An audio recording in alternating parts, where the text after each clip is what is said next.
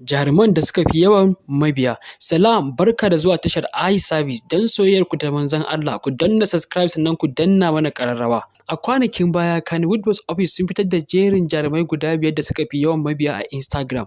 Wasu za su yi tunanin yawan mabiyan ba komai ba ne, amma a gun actors it means a lot. Sau da yawa yawan mabiyan yake sanya 'yan siyasa su yi duba shin a cikin aktoci waye ya fi yawan mabiya domin mu yi amfani da shi wajen kamfen. Haka 'yan kasuwa suna duba da yawan mabiya kafin su baka jakadanci wato ambassadorship. Haka 'yan ƙungiyar kare haƙƙin 'yan adam suwa suna duba da yawan mabiya. Mun sha gani jarumai suna haɗa biki idan mabiyansu ya kai miliyan 1 a Instagram.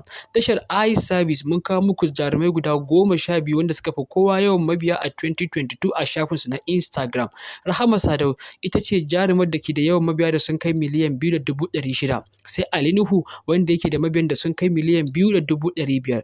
Wacce ta biyo shi a baya ita ce Hadiza Gabon mai miliyan 2.400. Sai Hafsat Idris mai miliyan 2 daidai. Sai Nafisat Abdullahi ita ma da miliyan 2. Mai biyo su a baya ita ce Maryam Bud mai miliyan 1.900. Sai Fati Washa mai miliyan 1.700. Sai Mansura Isa wacce take da miliyan 1.600. Sai Halima Atete mai miliyan 1.300. Sai Aisha Aliyu Tsamiya mai miliyan 1.100.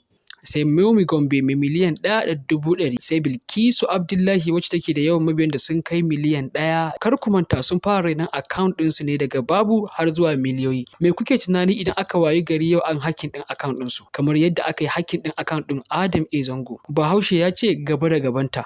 Su ma akwai iyayen gidansu a yawan mabiya. Jaruman kudancin Najeriya kamar Funke Akindele Jennifer wacce take da miliyan 14,500. Sai Mercy Egbe mai miliyan 10,200. Sai mai binta a baya Toyin Abraham mai miliyan 7,600. Sai Iyabo Ojo mai miliyan 5,200. Ku danna subscribe sannan ku danna mana ƙararrawa. Mun gode.